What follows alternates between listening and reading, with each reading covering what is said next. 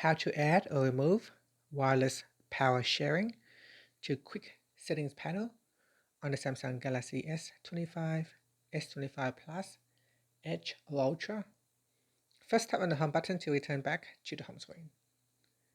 Now from the home screen, swipe down at the top to open up quick settings. And in quick settings, tap on the pencil icon or the edit button.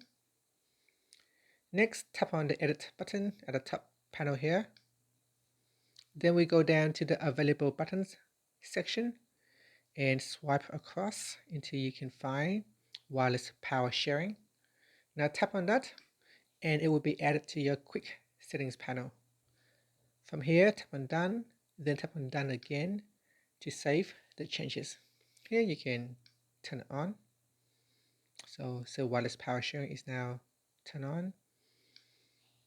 And that's it. So you can quickly access wireless power sharing from the quick settings panel from now on. To remove it from the quick settings panel, simply swipe down at the top, then tap on the pencil icon, then tap on edit. Now scroll down and tap on the remove button on wireless power sharing.